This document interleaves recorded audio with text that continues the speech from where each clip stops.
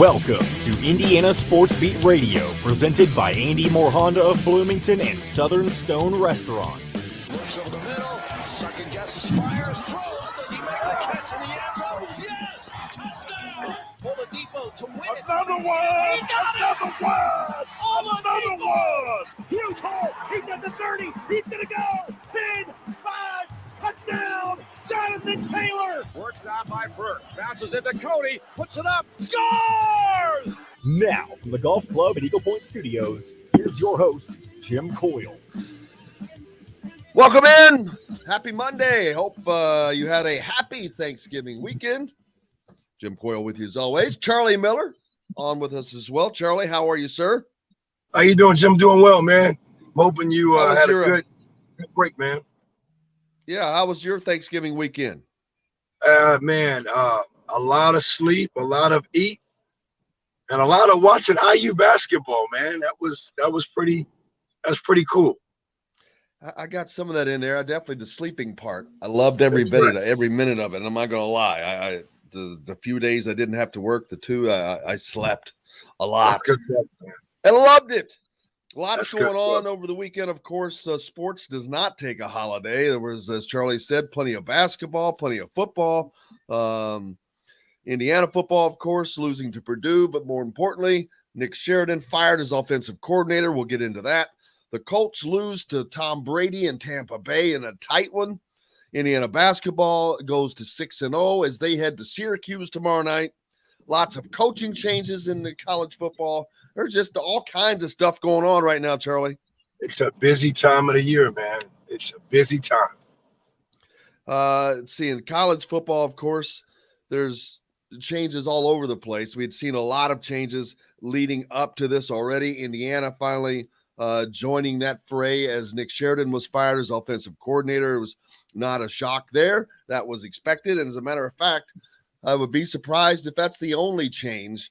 But in making that change, Tom Allen restructured his contract a little bit. So he's giving up about $800,000 over the next few years. But like I said before the show, he's no dummy. I mean, it's a lot better to give up $800,000 than to give up $20 million over the next couple of years. So that's exactly right. And I saw that, and I didn't know the dollar amount, but that's a good trade-off that hopefully, and I say this in a positive way, that can buy him some time, so they can get back right.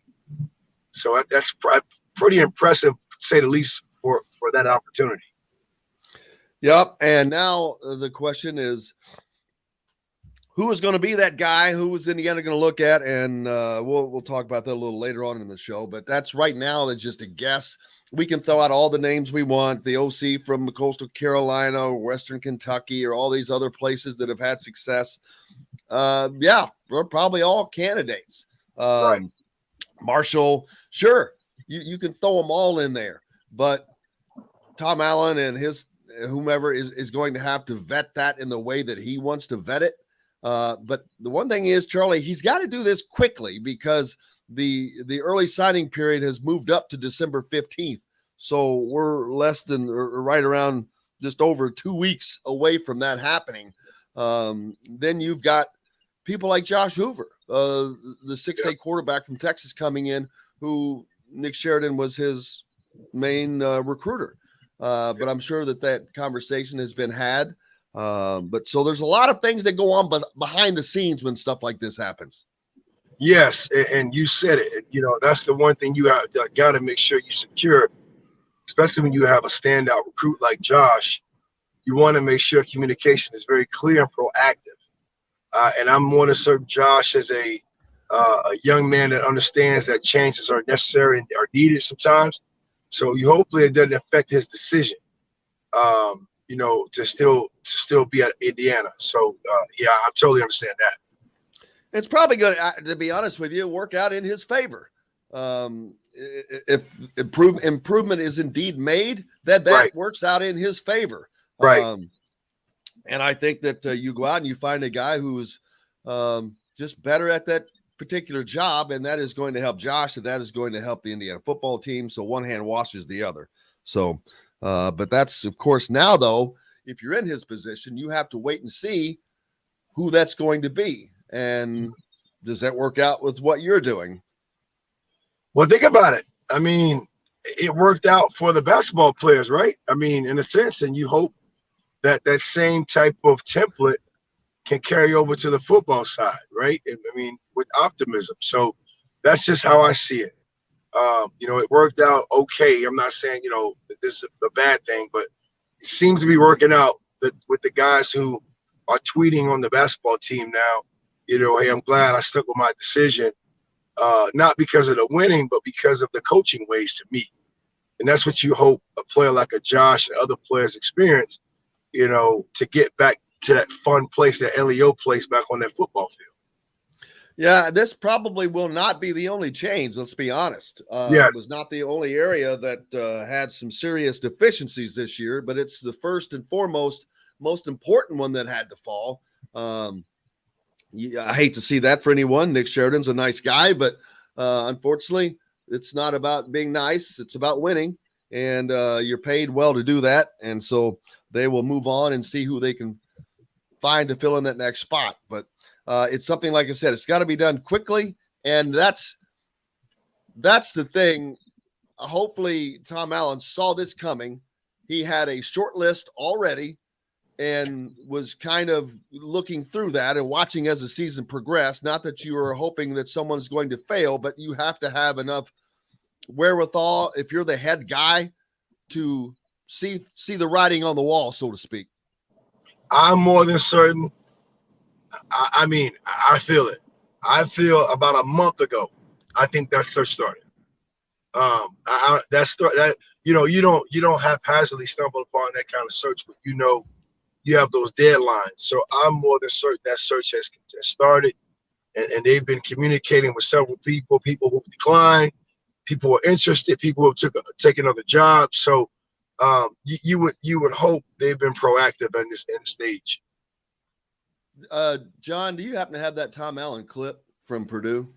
Not yet. Okay. He talked about it in somewhat that it had just been very disappointing, and he acknowledged the fact that it's just been a myriad of things offensively, play calling and of sorts. So we'll get to that in a little bit, but right. He kind of hinted at it. But it's what, the rest of us didn't already know, something we didn't already know, but we'll see how that works out. On the basketball side, Charlie, Indiana, 6-0 now, I think for only the second time in a decade, as they knock off Marshall the other night, and kind of a tough game, but they kind of needed one. They needed somebody to really push them. Marshall, a team really athletic, couldn't shoot the ball worth a darn, but man, they were getting loose underneath and just making life. Heck, Indiana kind of not locked in all the way, it seemed like, defensively in the beginning, but Trace Jackson Davis, my gosh, you talk about a man going off, setting a Simon Scott Assembly Hall record with 43 points, 22 of those in the first half. They just could not stop the big man. Hey, he played phenomenal. I mean, I can't say enough. I mean, what he did, he was in the zone. He kept the crowd engaged. He kept the bench engaged. He was communicating. And then what was impressive to me, Jim, is when Marshall went on that 13+0 run, Xavier Johnson turned up his defense. He started picking up full court. That was a huge difference. And it just so happened to be at a time where you exposed Marshall. Marshall was a team, but you said it, they were all free. I mean, drive to the basket, extend the dribble. And I think that kind of hurt them in that stretch where we actually came back. Yes, there was a good shot at the end of the half. Okay, I'm going to take that as an anomaly. But you fight back, and you give us an opportunity to be back in that game. To me, that was monumental, right? But overall, I mean, I love what I watched him. I did. I mean, it was. Yeah, watching Indiana fight, because, like I said, they needed to have some fight, even though I don't think that they were still pushed completely, but pushed enough to where it woke them up and said, hey, we've got to continue this. It was nice to see him run the offense through Trace Jackson Davis. I would like to have seen Indiana hit some more shots during that stretch, though, because Marshall was a team that begs you to shoot from the outside for most part because they can't hit. For one, their perimeter defense is not good as well. But Indiana didn't take advantage of that. They didn't really need to, but they were allowing Marshall to come right back defensively. That was the only disappointing aspect of it. Yeah, I understand that. And again, to me, I think you go to philosophy of the D'Antonis, the way they play. I mean, it's little dedication to defense, a lot of dedication to offense, and that was, to me, that was real obvious. That was real obvious. But I like this test, Jim, as we get ready for Syracuse. And, I do. I like this test. I think that was good. We're going to need more people to step up to score the ball. It looks like right now for me, I think you have always had Trace as an obvious, and I think Xavier stepping up. I would like to see one more person kind of step up consistently and be, a 10, 12 plus scorer a night person. Miller Kopp has been trying to do more of that of late. I can't say that of Parker Stewart. He's still a little inconsistent for me. Right. But man, when he comes, he can fire. He can hit those threes within back to back. We've seen him do that so often. That's why I think you want to see him more involved, because when he does, it's like boom, boom. He just fires a couple of shots, bam. But then he seems to disappear. And I think that's what I'm seeing. I don't know, but what you said, I think that's kind of like the cat and mouse game right now with him, as far as the minutes, even though he starts Parker Stewart. I think I feel it's going to really help against Syracuse, right? I don't know their personnel. I'm not going to rant and rave too much about Jim Boeheim's defensive schemes as far as his zone, but we are showing some good signs of being able to make a play from inside to out, as we did in Marshall's game and as we did other games where guys were shooting what I would call practice shots, right? Wide open, uncontested shots, and that's what you want, right? You ride the shot clock as much as you can. You kick the ball out when guys are in position to do what they do best, catch and shoot. So you hope Parker Stewart and Miller Kopp is ready to go, because I think that can really help out, Trace and Race, under the basket. Syracuse up tomorrow night as Indiana heads up to the Carrier Dome. Kind of a tough place to play. You've got that matchup zone that Syracuse has employed for so long under Jim Boeheim, not playing quite as well as or not starting the season at least as they would like to have quite as well, but going to be dangerous. It's dangerous to play in the Carrier Dome. Well, you don't want this to be that get right game, right? That game we talked about where, all of a sudden you've been playing bad, and now, you got this opponent who's on your level from a traditional standpoint, and all the cylinders are hitting. We want to make sure first of all, it's their first road game. So more than certain they're going to probably, if they're not there already, they're leaving today. Second, you got to now get acclimated to the road game, right? The pre-practice, pre-game routine, all those things. So you hope that they're focused and ready, and then take it directly to Syracuse, just like we've been doing at home. Yeah, Indiana should be leaving today. I think that's generally the Big Ten rule is you have to leave the day before. Now, looking at the ESPN matchup, it gives Syracuse a 65% chance of winning this game. I think that's just home cooking, right? I think that's more because it's at home, and I think the verdict is still out on us from a national standpoint. I think this is going to be a game that put us back in that conversation of being a serious contender. I really do, and I think it's going to be a big confidence booster for the players as well. Yeah, it's going to be exciting to see how this game plays out. Buddy Bayham is Syracuse's leading scorer at 20 points a game. Trace Jackson Davis does that for Indiana at 20 points a game. He's hitting 66% of his field goal attempts right now. And more importantly, he went 7 of 9 from the free throw line the other night.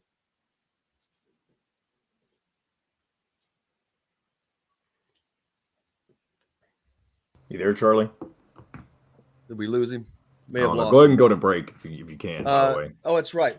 It's time to go to break. Hey, we got Don Fischer coming up next. Lots more to talk about and get to. Indiana Sports Beat Radio coming to you here on this Monday. We're back with it. Brought to you by our good friends at Andy Moore Honda. If you're looking for a deal, nobody else has better deals than Andy Moore Honda in Bloomington. Get out there now. $0 down, 0% APR financing on many models. We're back with more right after this. We'll be right back to the Golf Club at Eagle Point Studios for more Indiana Sports Beat Radio with Jim Coyle, presented by Andy Moore Honda of Bloomington and Southern Stone Restaurant. Whether it's a celebration. Good morning, Don. John, how are you? Good. How are you? I'm all Hello, right. Mr. Don. How are you, sir? Hi, Jim. Can you guys can hear me okay? Yes, sir. Yes. Quality all right? You betcha. No more football now. Charlie said his phone overheated. That's what happened. That's why he had to drop out. His phone overheated? He was coming to us from the road this morning. He's driving to do some fill-in substitute teaching or something. What was he Was he sitting on his phone? Well, I mean, exactly. Don, I've also got a backup producer I'm training with us today. That's who you see next to me, Mr. Keegan Nicholson. Hi, Keegan. How are you? I'm good. How are you? Good. Charlie. Hey, Jim, have you been getting my billing? You know what? I mean to tell you, I need to give you a different email. I'm sure I do, but it's in an email that I probably don't see as frequently. I meant to send that to you. How many Charlie, are you back with us? Two? Yeah, that was weird, man. My phone overheated. You weren't sitting on it, were you, Charlie? That's a good one.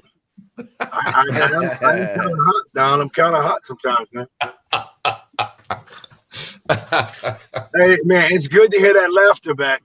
I'm just saying, it's good. That's to hear because football season's over. That's why he's laughing, Charlie. Yeah, it's good to hear it. I think something's changed for Don. I don't know what. Something's changed. Oh, basketball season's back. Yeah. He's headed to Syracuse tomorrow. Beautiful. Yeah. Charlie, are you with us until the end of this coming segment, and then you'll be gone? I'm gonna do it. I probably got enough. Well, when you come back on this, when you come back, how long is that segment? Well, Don's usually with us until about a little before 9:20. 9:15. Yeah, 9:15, 9:20. I'm gonna say no, John. I'm gonna be safe because again, this is all new to me as far as what I'm doing too. Yeah, you're good. Do whatever's most comfortable for you. Yeah. I'm gonna say no. I'm gonna stay on. I gotta get off in a second because I realized I just been driving. I totally just been driving. Not even like where in the heck am I? I'm not even nowhere near where I need to be. All right. I ran myself out of gas doing that one time. Here we go. We got 10 seconds. I'm driving. I'll see you guys later, man. Hey, next week we're back at it, man. I appreciate it, guys. Beat Radio. Charlie. Right. This segment is brought to you by Andy Moore Honda of Bloomington.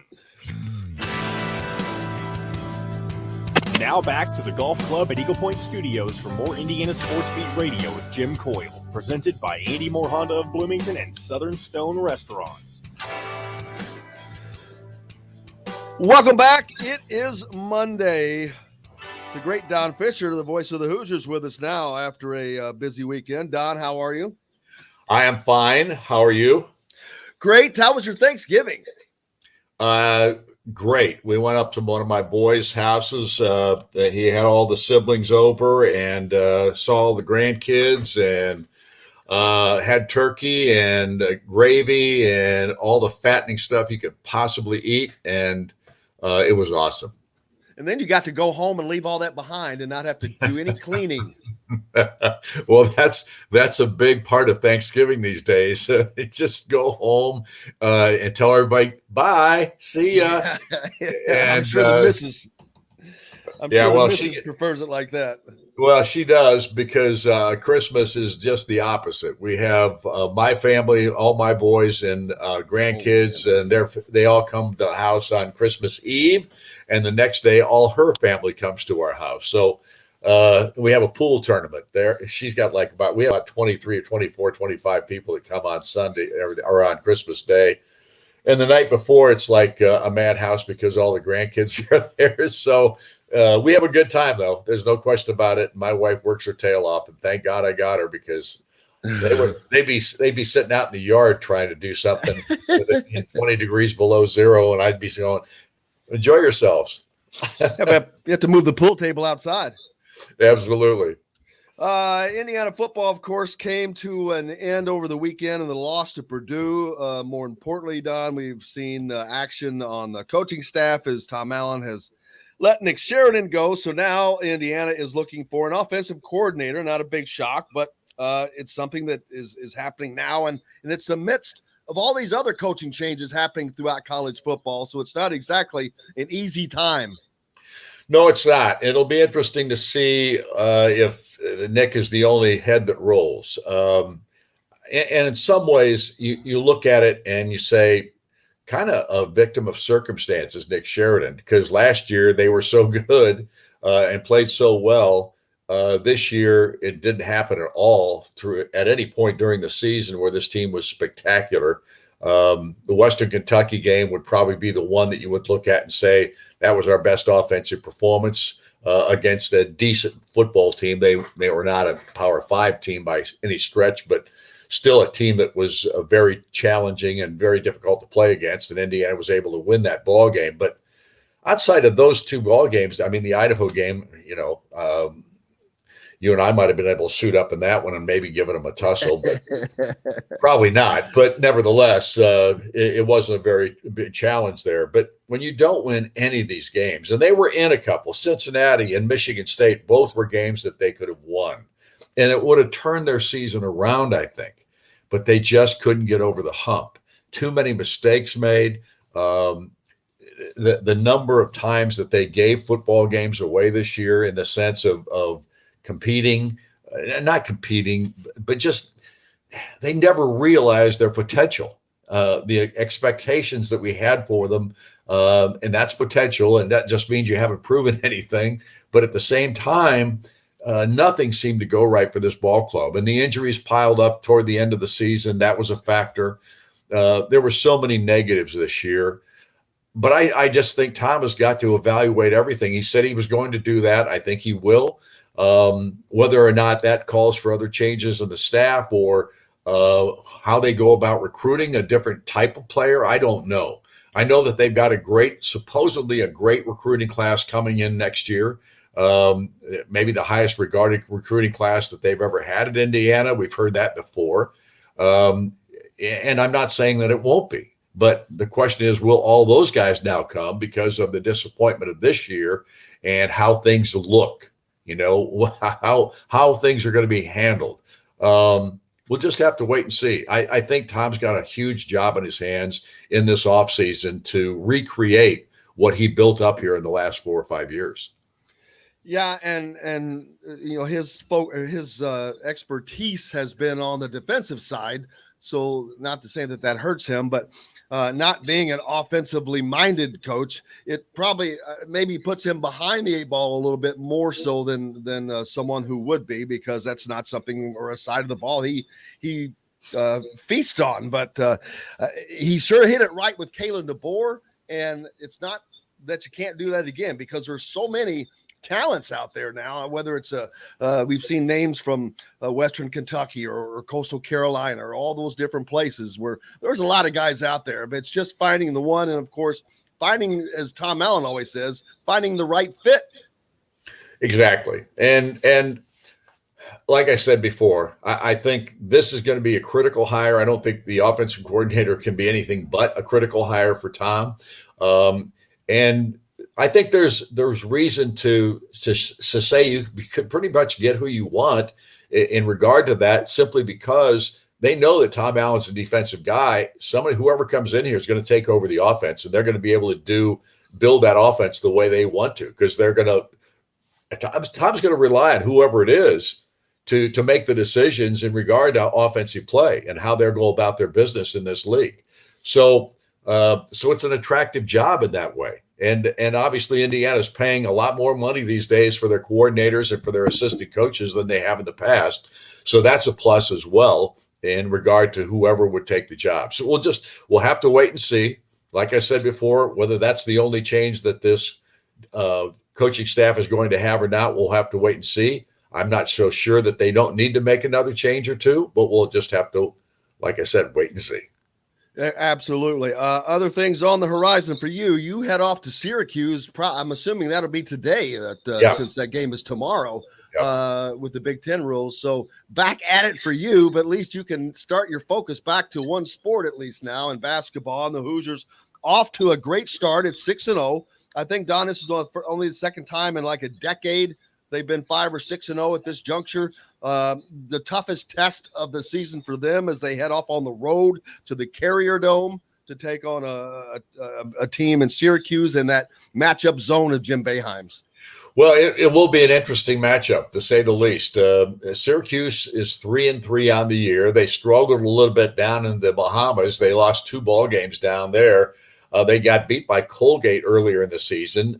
They're a team that has the same kind of length that we've seen out of Syracuse in the past for that zone defense that they play, but they're not playing that defense based on what we read in the papers as strongly as they have in the past because they've given up a lot of points to just about everybody that they played against at this point. So even though they're a 3-3 ball club, though, Indiana has yet to play on the road this year, so they haven't handled that atmosphere when they're away from the energy that Indiana crowd brings to the table. I think this is going to be a very interesting test for this Indiana basketball team. And Syracuse is very capable of putting a bunch of points on the scoreboard. I don't think they're a real deep team at this point, based on what I've seen from their box scores. He tends to play only 8 or 9 guys, and the guys that come off the bench don't play very many minutes. So he plays his starters a lot. 2 of his boys play for him, Jim Boeheim's boys, Buddy and Jimmy. They both play for Coach Boeheim. Interesting scenario in this matchup. And again, I think it's a crucial ball game for this Indiana basketball team because you've got to be able to play on the road just like you do at home. We'll find out just where they're at in that regard. Yeah, it is going to be interesting because not only does Boeheim, they both start. So they're both starters on that team. They're 3-3 right now, so they have not lit it up like normally, but that doesn't mean a whole lot because we've seen a lot of these teams just get things going and until you get Indiana has come together. It's a little sooner than I think a lot of people expected, although Marshall gave them a nice test. What an athletic team Marshall was. Indiana just couldn't put them away. And even though I've got to talk about how about the performance of Trace Jackson-Davis, 43 points, Assembly Hall record. You were there the last time that record was set with Steve Alford. Yep. And that came with him shooting 3-pointers. So we got to point out that Trace Jackson-Davis did it with, he might have had 1 3-pointer, but that was the old-fashioned way. Yep, 18 twos in the ball game. So he did a phenomenal job in that contest. He also shot free throws well, which was a plus because he hasn't done that very well this year. That's about the only thing he hasn't done well. He had 5 block shots in this game. Last year, he had 18 block shots all season long. Now he's got, I think, 22 or 23 block shots, and we're only 6 games into the season. That tells you exactly why Trace Jackson-Davis has changed because he is playing both ends of the floor. He is playing extremely hard for for however long he's in the game, which is 32, 33, 34 minutes sometimes. This guy has been such a plus for this basketball team. And you got to think about it. He's been the leader of this top ball club scoring wise and those kinds of things for the last 2 years. And now he's a totally different player in the sense of how hard he plays. So what a find he has been for Mike Woodson here, and what Mike has done to motivate him to play like he's playing at this juncture. It's just special in that regard. Well, I think this has worked out for both of them. Obviously, Mike Woodson needed Trace Jackson Davis to come back because without him, obviously, Indiana would be a very, very different team. Right. But Trace Jackson Davis needed Mike Davis. He didn't have this in his game like you talked about. He's become a dog, as the guys like to say. He is looking to score, looking to get to the basket, looking to block, looking to do the things that he needs to do the whole time he's on the floor. And more importantly, he seems like he's looking to be a leader for this team. Right, exactly. There's no doubt that he is the leader of this ball club. He's the guy that all these guys look up to. And his performance in this last ball game it just puts a stamp on that thinking process. There's no question about it, because his teammates were looking for him in this ball game. They were trying, because here's the other thing. Marshall didn't really double team. And now I think that was a mistake on their part.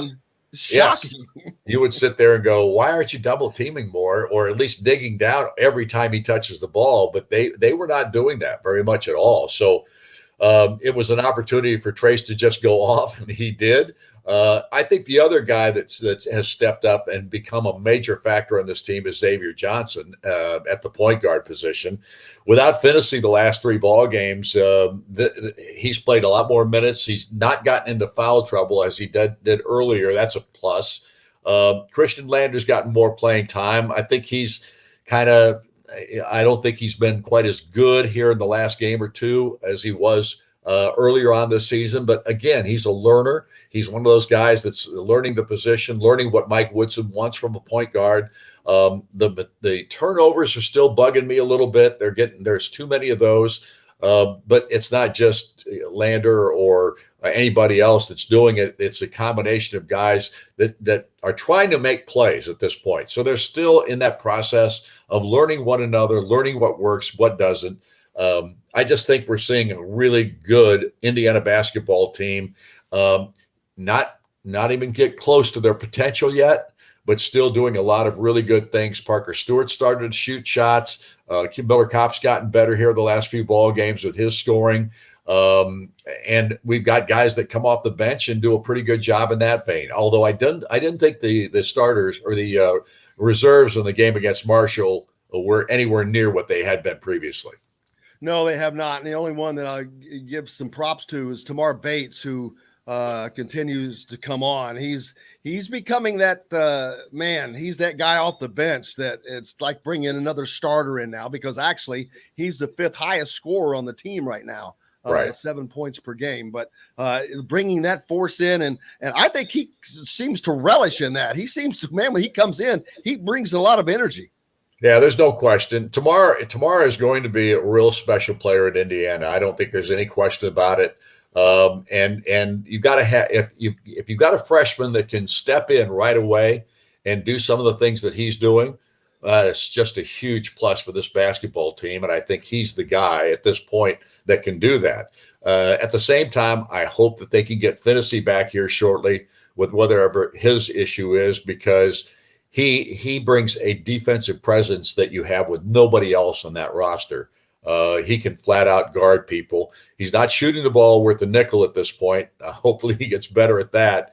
And the one thing I know about Mike Woodson, he'll try to build that confidence in this guy as well. Absolutely. Adds a little more depth too. We'll let you go so you can not make sure you don't miss that flight today. Trust me, that's not going to happen. So since you guys have to fly out today, no Coach Woodson show tonight, I'm assuming, correct? No show tonight. We've got this scenario taking place about once a month where we don't do a show on a Monday because of travel issues, that kind of thing. But I think the month of December, we've got a show on every Monday during the month of December. So I think coming up, we won't have a break for a while. Other than that, make sure you tune in and listen to the Fish tomorrow night as Indiana travels to take on Syracuse at 7:00. Don, I cannot thank you enough, man. It's the highlight of our week. Thanks, Jim. Appreciate it, man. See you soon. You bet. The voice of the Hoosiers, Don Fischer, joining us here on Indiana Sports Beat Radio, talking about Indiana as they head up to Syracuse tomorrow and wrapping up the football season. Well, it's not really wrapping up. We've got other things to talk about now as the offensive coordinator position has been opened up. And like Don said, not sure that's the last one that's going to fall, but it's one that had to fall quickly. That statement had to be made for Indiana. The other things I think are ancillary. Not that they're not important, but the OC is, well, as Tom Allen calls it, it's the head coach of the offense for him at least. And so he's got to get out there and get somebody quickly, because with all these coaching changes, these guys are looking for new staffs as well. And they want to win. So they too, unless they have someone, they're looking around at Coastal Carolina and the success they've had, at Cincinnati and the success they've had, at Bowling or at Western Kentucky and the success they've had, at those offensive coordinators. You know, a name that was mentioned that just really cracks me up, and I can't remember his name. I'm going to have to actually try to pull it up, but it's Kalen DeBoer's offensive coordinator at Fresno State. You know, I didn't know who his offensive coordinator was, but back in my mind, I was wondering, I wonder if you could poach Kalen DeBoer's OC from Fresno State, since obviously that's not a Power 5 job. Well, see, now here's the one thing, a caveat about that is that does not come with Kalen DeBoer. Yeah. And I wonder how much of that offense is Kalen DeBoer. That's a good question. Because those guys that are like that, they usually Ryan Day, Lincoln Riley. Speaking of Lincoln Riley, how about that? Leaving Oklahoma and headed to USC. Yeah, USC. Let's talk about it on the other side. We'll do that. We're back with more Indiana Sports Beat Radio right after this. We'll be right back to the Golf Club at Eagle Point Studios for more Indiana Sports Beat Radio with Jim Coyle, presented by Andy Moore Honda of Bloomington and Southern Stone Restaurant. The pro and college football.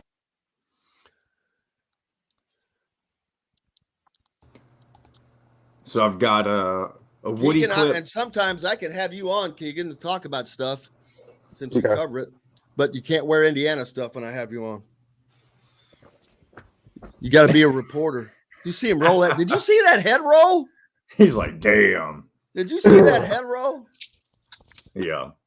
How about that seat he's in? What is that? Like it's a gaming chair. NASCAR? Yeah, it kind of looks like one of those arcade NASCAR chairs. Yeah. I need one of those.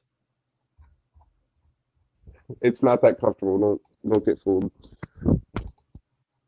He probably keeps you straight.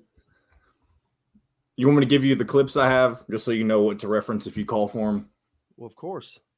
All right. And this is in no particular order. You can do this. And do you hear that? See what he's doing here, Suddy or Keegan? No. The clips. Yeah, between breaks. Yeah. So I'll show him how to pull the clips. But what I'm doing now that I have him pulled, Keegan, I'm letting him know what each one I have is, so he knows how to introduce it. And then I just click on it and play him when he calls for him. So the first, this is in no particular order. You can call for it however you want, but I have Mike Woodson talking about how Marshall didn't double team Trace Jackson Davis until like the second half. That was dumb. Yeah. I kind of have Trace talking about the same thing, but he's also mentioned just the offense being better in general. Yeah. I have Xavier's comment about how he thinks Trace is the best player in America or whatever, call him an All-American, that kind of thing. Yeah. And then I have Tom Allen talking about how the Purdue game was a microcosm of the entire season. All right, well, let's get Tom Allen out of the way. I'm not kidding. I'm done talking about football until actually, that's not true.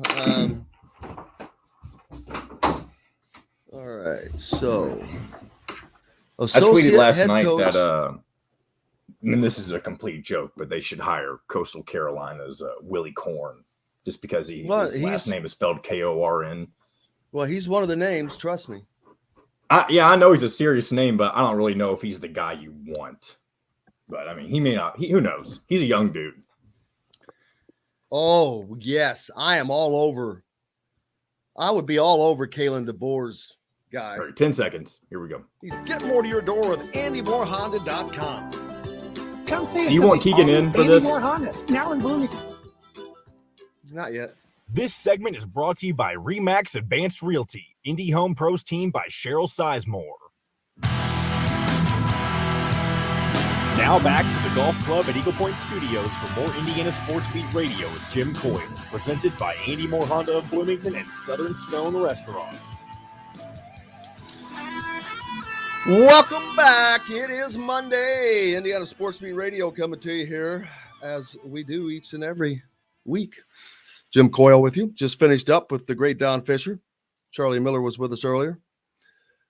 Indiana travels to Syracuse tomorrow night. On the basketball side, on the football side, they are looking for an offensive coordinator. We'll be talking about names, of course, but we can throw out all the names we want. They're not going to be loose with those names, I assure you. There are plenty out there that we can go through. But one that I really like, I don't know how tough it would be to get him, is Ryan Grubb.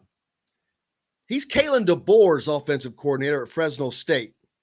But he's been with Kalen DeBoer since his days at South Dakota State. He went to school there. But he has also coached virtually every position.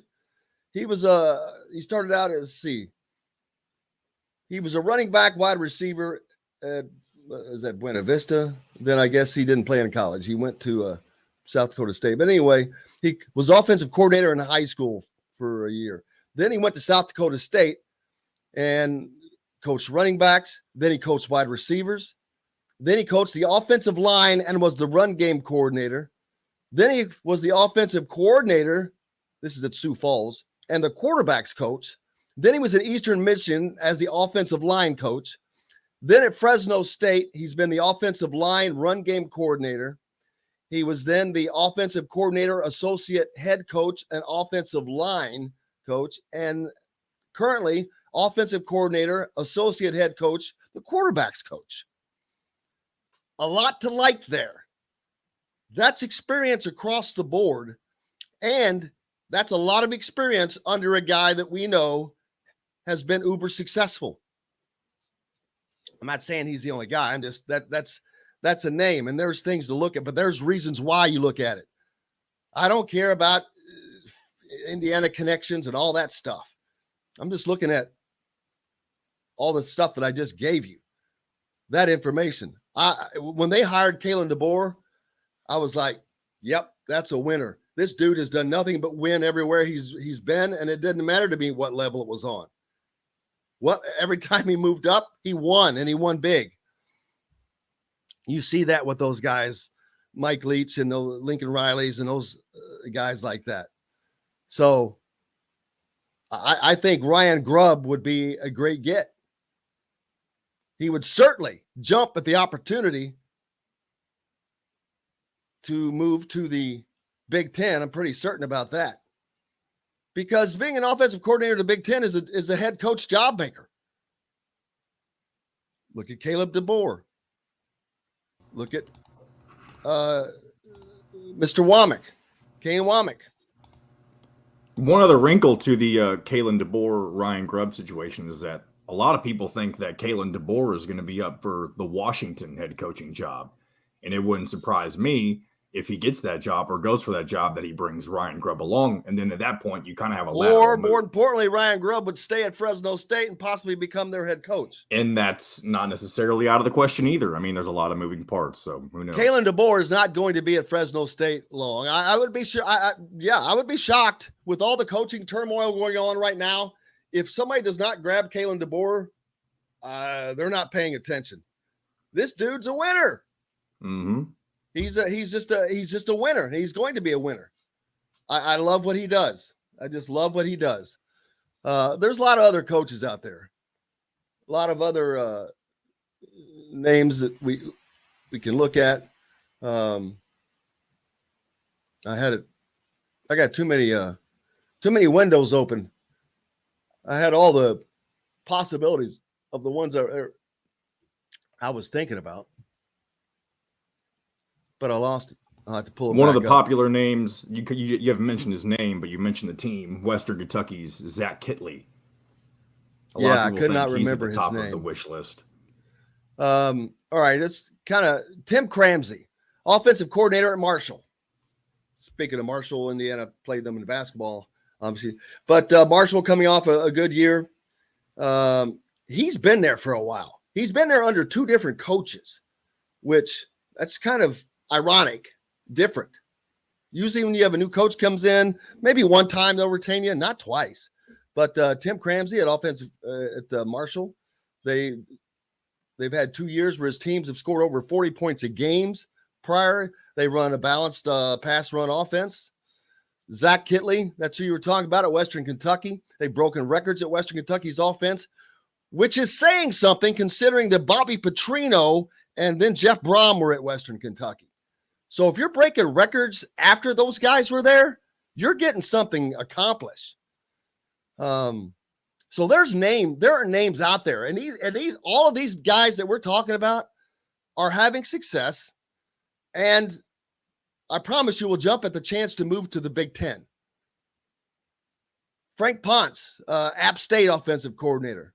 He's a first-year offensive coordinator, so unless there was something really extenuating, I'm not hiring a first-year offensive coordinator, even though their offense averaged 450 yards and 36 points a game. I don't care. 1 year is not generally enough depending on what his previous situation was. Willie Korn, your guy at Coastal Carolina, had a lot of success down there. Good old Willie Korn. I think he's actually the co-offensive coordinator. There's somebody else who runs the offense down there as well. That's the other reason. Maybe it's the head coach. The guy that you want. Yeah, that's true.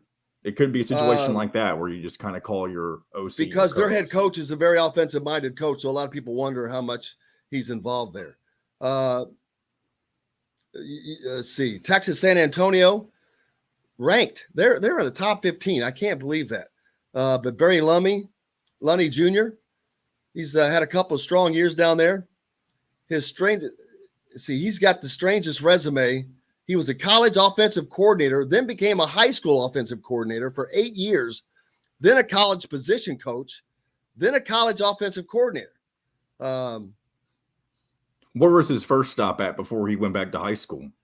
I'd have to look him up. Oh, okay. But I thought it was showing. He was Arkansas's head coach for 2 games. So whatever that means. Hey, another dark horse candidate that everybody loves to bring up every single time Indiana's OC position comes up is good old Matt Canada.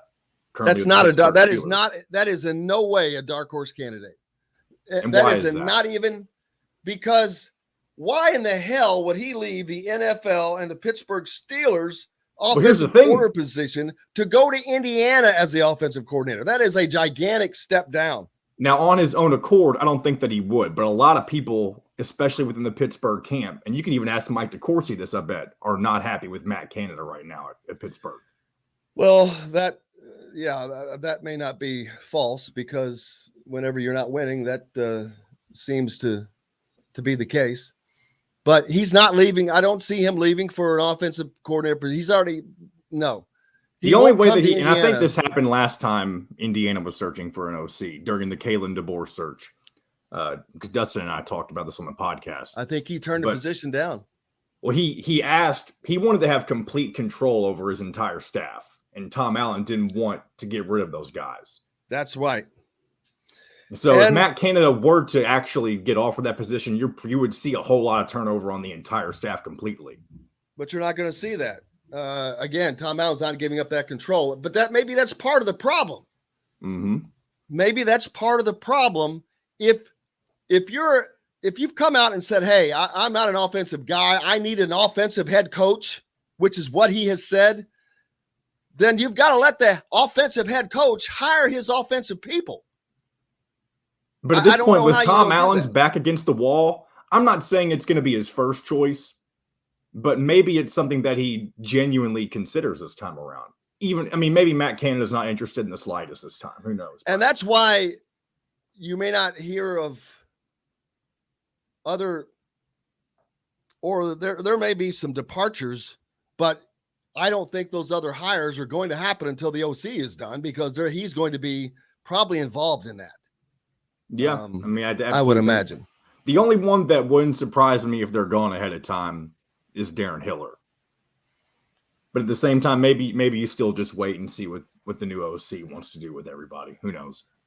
Eric Idness, Northern Illinois. Keep an eye on that name. He's an up-and-comer. Done wonders over there. Anthony Tucker, Utah State offensive coordinator. There's just Liberty offense. There's just lots of names out there. You've got to find the right one. Tim's asking, can they pay $1.1 million for Alabama OC, Bill O'Brien? No. But you know what? If he wins, if it's somebody that you knew was going to come in and win for 3 years, hell yes, it would be worth that. Absolutely. Yeah, Alabama's offensive coordinators, they go there to be rehabilitated because they have failed elsewhere, and then they go get head coaching jobs somewhere and else. They are not leaving. You're not leaving an Alabama as an OC and going to an Indiana. I mean, that's like being relegated. There's no way that Indiana could ever outmatch pay with Alabama anyway. So, well, who even suggested that? I don't know. Whoever you pulled up for the comments. Oh, is that what that said? Oh, yeah. Yes. No. That's why another popular name that Dustin likes and wants to return to the Big Ten is old Joey Moorhead. I believe he's out there at Oregon right now. You know what? There was another one. I think that is at UCLA. That is a former Indiana. He's also the line coach there. He's the OC player. and the line coach. So that's kills two birds with one stone right there. You can go ahead and say goodbye to Darren Hiller if you pull that guy out of UCLA. Isn't he a former Indiana player? You know, I don't know the answer to that. I lost the line. Keegan chimes in. He sends me, says Joey Moorhead is rumored to be one of the favorites for the Akron head coaching job, along with Kevin Wilson, who somebody mentioned earlier too, which would be interesting. See, then Kevin Wilson would have to go back to work, but he would be up in the mountains away from a lot of people where they can see his antics, which I'm sure he would like. I feel like Kevin Wilson, and people will disagree probably, could get a better job than Akron if he wanted it. Well, sure, of course. Five Lefts asked, do I think that Tom should consider a guy from the pro ranks? He should consider any and everybody. Any and everyone. But again, once you get to the NFL, unless it's in a low-level position, you're generally not looking to go back to college. I think the Delon McCullough situation was kind of different. And the reason his name has not been mentioned, he has not been a coordinator. And to my knowledge, Tom Allen will not hire a coordinator that has not previously had experience doing that. So there's that. So you got that situation going on. But regardless, and like I said, I'm not wanting to beat a drum, but 2 years ago, this was, to me, an easy thing to see. These are the mistakes that Tom Allen has to stop making. This was clear as anything to me 2 years ago that this was a bad hire. I said so on this very show for multiple reasons, for the very reasons he's being let go. He was a Mike DeBoer protege. He just didn't show me anything. He's too mild-mannered. It's just because you're in the position does not mean you deserve to move up. It was just so many. And Indiana, that position at Indiana 2 years ago was red hot. Could have had anybody. Now, can you have anybody? Nah, but you can go get a lot of guys. You've got money to do that. So Is it break time, Yes, sir. John? All right, we'll do that. We got more to talk about. We'll preview the Indiana Syracuse game a little bit when we come back, and what else has gone on in college basketball, football, and what else is happening in the coaching carousel. You're listening to Indiana Sports Beat Radio, brought to you by our great friends at Southern Stone Restaurant. No coaches show there tonight, but you can still go out and have a nice dinner. Located at the corner of Patterson and Rogers in Bloomington. Great meal. We're back with more Indiana Sports Beat Radio right after this. We'll be right back to the Golf Club at Eagle Point Studios for more Indiana Sports Beat Radio with Jim Coyle, presented by Andy Moore Honda of Bloomington and Southern Stone Restaurant. If you're in the market.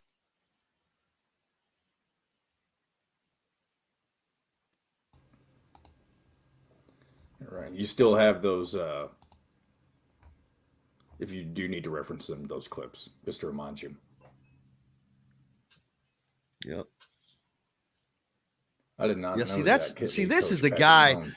See, that's a guy that you want right there.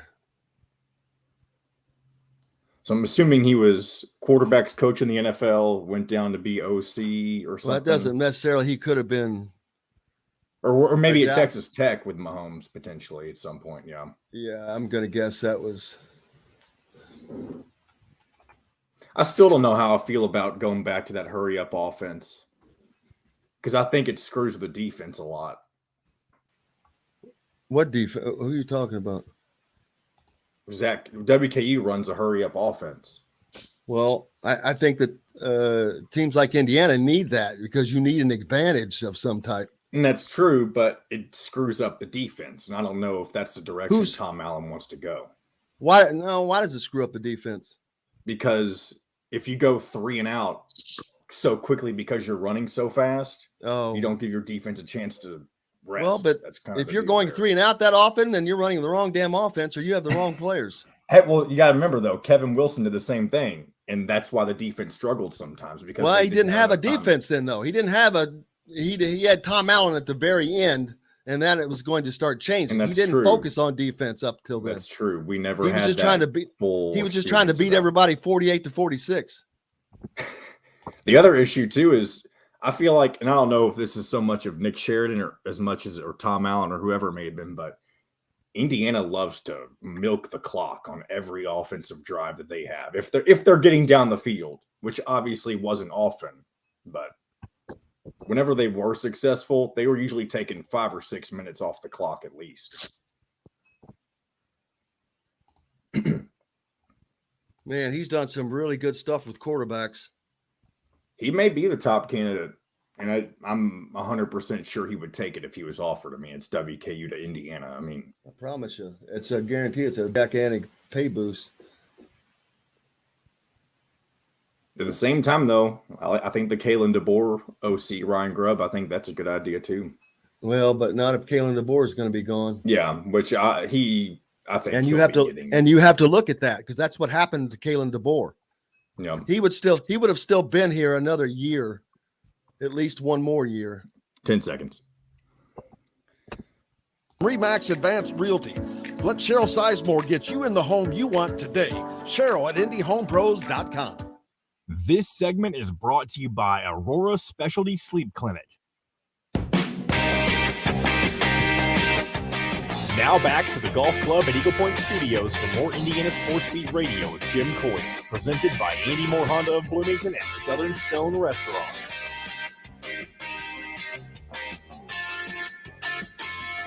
Welcome back. It is Monday. Unfortunately, that's the one thing I can't change, but that brings Tuesday and Indiana basketball. Talk a little bit about the search for Indiana's offensive coordinator, how that will happen. Zach Kitley, I really like him. He's currently at Western Kentucky. Worked with Patrick Mahomes when he was at Texas Tech. He's one of the great young minds in the game. He helped coach, not only did he help coach the NFL MVP and Super Bowl champion Mahomes for 3 years at Texas Tech. He most recently turned Houston Baptist into one of the most prolific passing offenses in college football. In a bridge 2020 season, let's see. In 4 games, the senior quarterback at Houston Baptist completed 141 of 215 passes, 66% for 1,800 yards and 15 touchdowns with 1 interception. That was 4 games. So, yeah, he likes to do that. And that's the kind of someone like that. I'm not saying necessarily it's got to be him, but it's going to have to be someone like that has had this. This is a Kalen DeBoer type, a guy who has success under him, with the people under him, a proven track record, not a protege of somebody, and not the Grubb out at Fresno is not a worthy candidate. That's a different situation, I think. But I do wonder how much Kalen DeBoer is involved in that offense. So that would be my hesitation there. And then the fact that I don't think Kalen DeBoer is long for a different job, like you said, John. Keegan Nicholson is there. Wake him up. Keegan was up at West Lafayette over the weekend for the Hoosier.com. It couldn't have been. What was the environment like up there? Well, for Purdue, it was awesome because they were extremely happy the whole game. Senior night, senior day. Packed stadium. It was a very packed stadium. Given the cold temperatures, the gloomy gray day, there was a lot of people there. So, for Indiana, obviously a huge disappointment. But early on, they seemed to be competitive, but they just could not, and with expectations, just could not hold off the Jeff Brom offense that is rolling along, and Indiana's offense. After a nice drive early on with, why am I forgetting his name? Pushed for him to start, Grant Gremmel. That Purdue makes the adjustments, and then that disappeared. Yeah, it was kind of a broken record. It looked like they were going to contend, and then they got punched in the face, they got knocked down, and then they just couldn't get back up. And I think the one thing that really shifted the momentum was the pick 6 getting called back, because that was going to be a huge blow to Purdue, and then, it's incidental contact on Raheem Lane, and it gets called back, and then right from there, they just kind of folded over. Second half, they couldn't stop a nosebleed. Purdue was moving the ball at will, and you can see final score 44-7. So, yeah, unfortunately. And next we move on, like I said, to the offensive coordinator hire. This is something that has to happen quickly for Indiana. You hate coaching. I hate when coaching hires have to happen quickly, but this is one that does, because of early signing period coming up, because of the transfer portal. We've already seen Jacoby Hewitt, the receiver, hit the portal, and a couple other names. But in order to make sure not only do you keep names from hitting the portal, you're going to have to gather some names in. And there's going to have to be a reason for them to come to Indiana, and going out and getting a guy and showing you're committed to jacking this offense up is the only thing that's going to do that.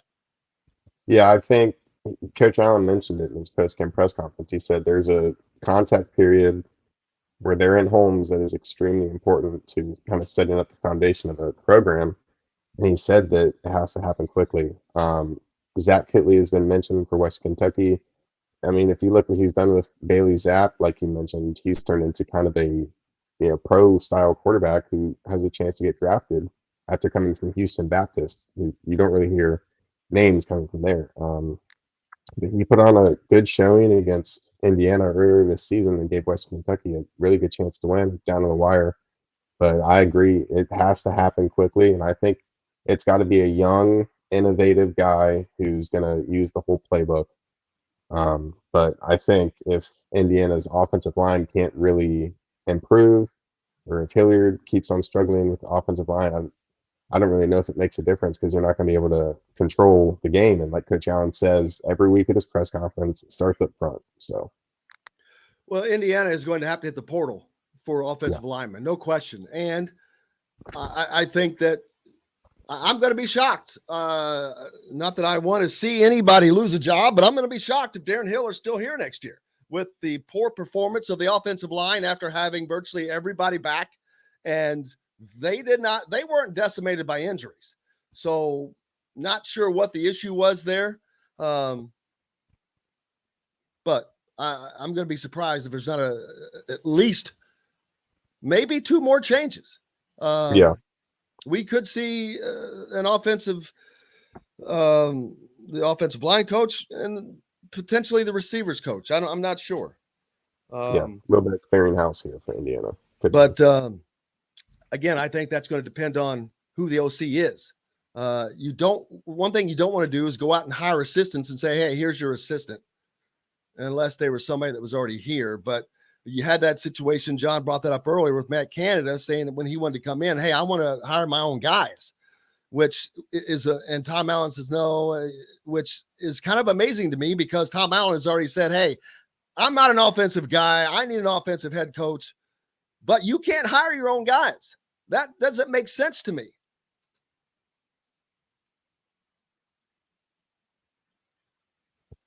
If he's Keegan, you're muted. He's off. He's good. You've got to give him control, and there's got to be cohesion. Because if you're going to put him in charge, and then you're going to support him with people with stuff that you want to do as head coach, as a defensive-minded guy, then there's not going to be cohesion. So I think it's important for him to kind of release control. But he does kind of strike me as someone who's loyal to the guys he has now, and someone who's maybe stubborn with kind of control of the program. So. Well, and he was loyal to Darren Hiller, and he was loyal to Nick Sheridan and all that. And you see where that got him. Forrest mentions the only problem about Houston Baptist is they don't play in the Big Ten. It boils down to talent. That's not true. Talent is important, but I promise you, if you don't have the coaching, I don't care the talent you have. Look at Indiana. Same talent from last year on the offensive line.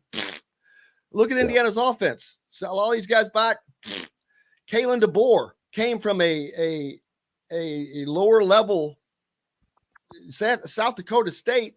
And although that wasn't the Big Ten either, but boom, you can see success, and success is success. And when you're successful at every level and you continue to move, that's all I need to see. And when those guys are just successful everywhere, that makes a mark to me. See, Ross made a comment, says he saw a tweet that Hiller is out on the road recruiting. Well, if he hasn't been fired, that's where, of course, he's paid to do that. That's the same thing that Mark Stoops of Kentucky said when asked about the potential of him being at LSU. He says, hey man, I'm going to be out on the road in 3 different states Monday recruiting for Kentucky, Tuesday and Wednesday, which he's telling the truth. But what he's also is not saying is that I'm not interested in LSU. This is what I'm going to be doing now. Well, this is his job now. What else would he be expected to do? You've got to get out there and recruit those guys. But like I said, I'm going to be surprised if Hiller comes back.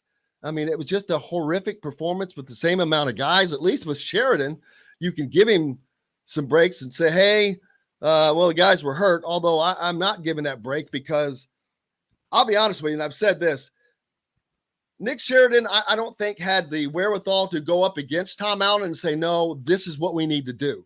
I think the decision on Michael Penix was set in stone that he's the guy after the season that he had, and it didn't matter what was going on in practice.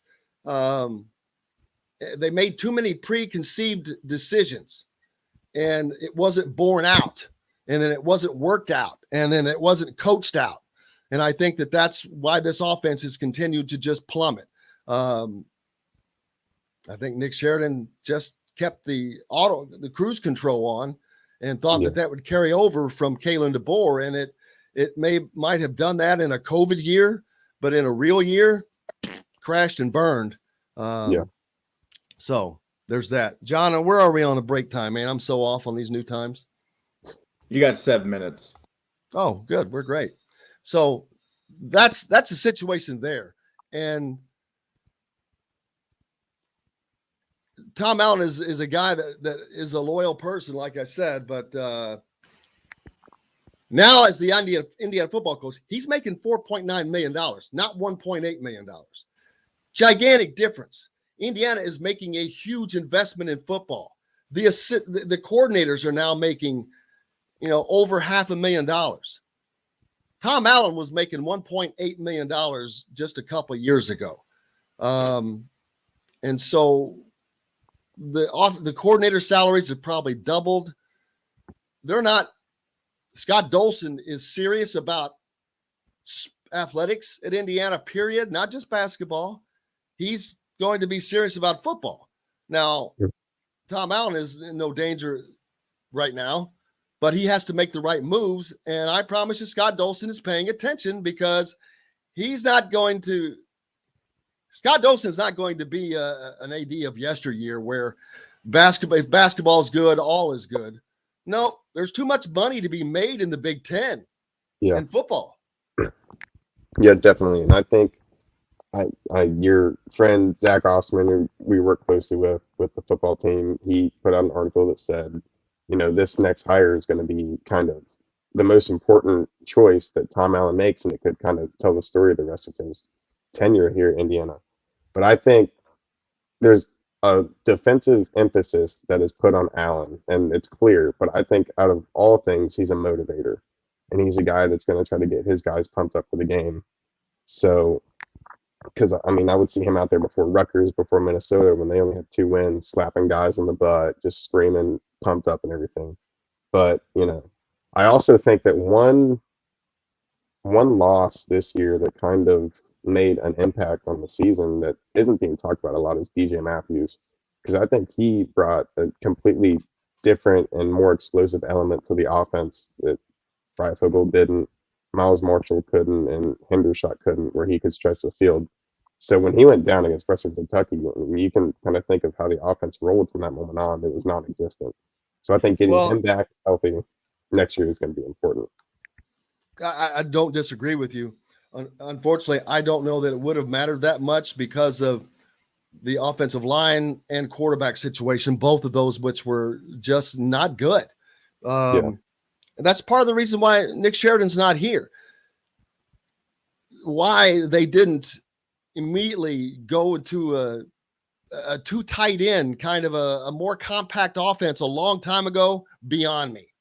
Yeah. Beyond me. It's like they're just going to keep beating their head against the wall, which I'm like, what in the hell is wrong? Which everyone was thinking that, but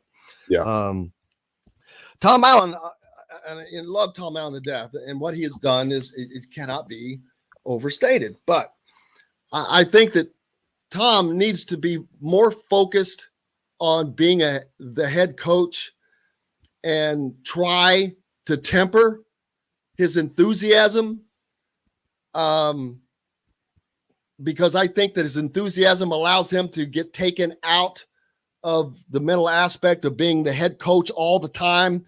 The other day against Purdue, I think we saw some poor clock management again. That was this is the same thing that happened in the Gator Bowl. Poor clock management, poor game management. We've seen this over and over, but I think it's because instead of being locked in on the next play or the next 3 plays, it's being excited about what happened on the last play. And do that after the game. Let the fans do that.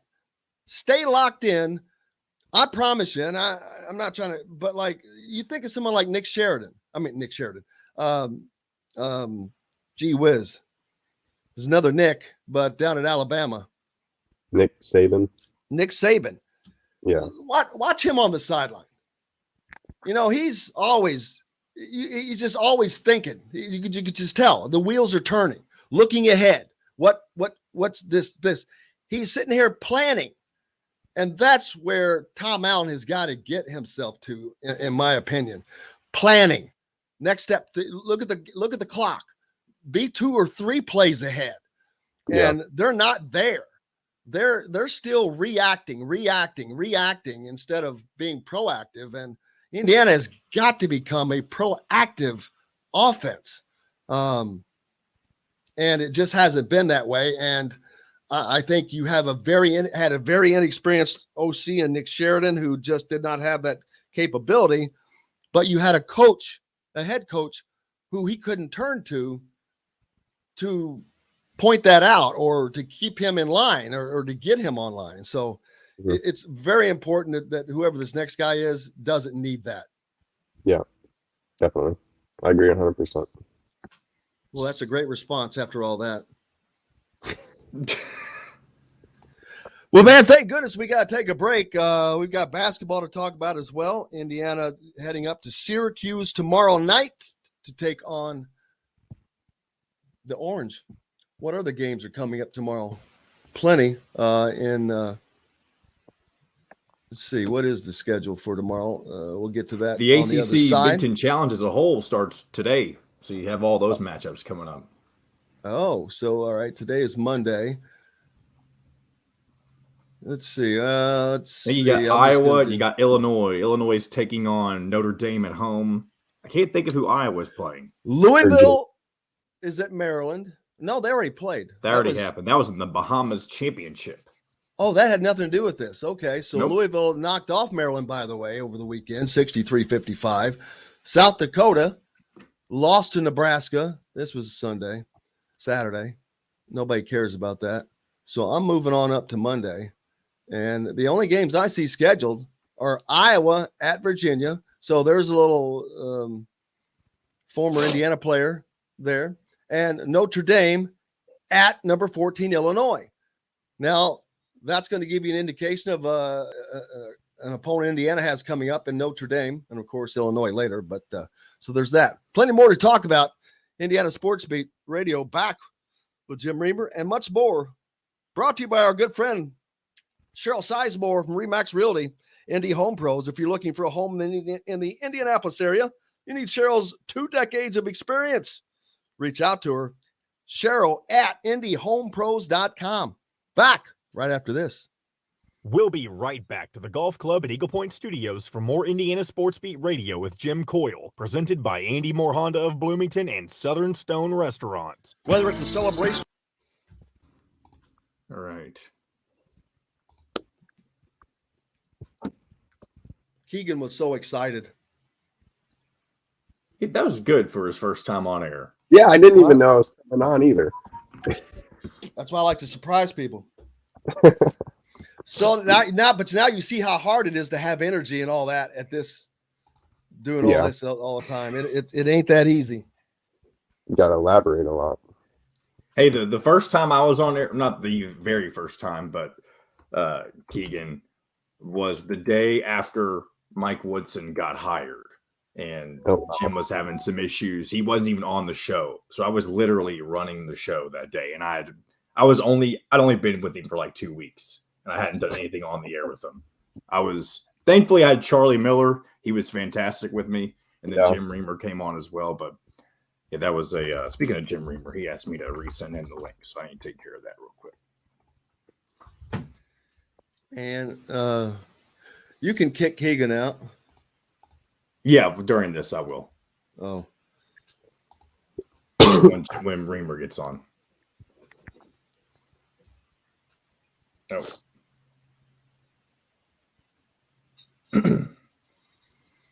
Oh, absolutely. What is it?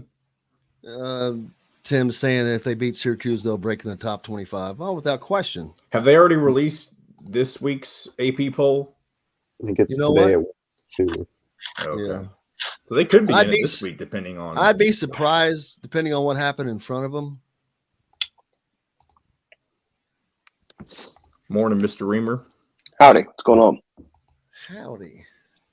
Training my backup producer today, Mr. Keegan Nicholson. There you go. Hey, Keegan. How are you? Doing well, man. Oh, God. Keegan, I'll have to slowly introduce you to all the different regulars we have on. I know you won't get to see all of them this week since you'll only be on today and tomorrow, but we'll figure out what to do. Or today, Wednesday, excuse me. Yeah. Not tomorrow.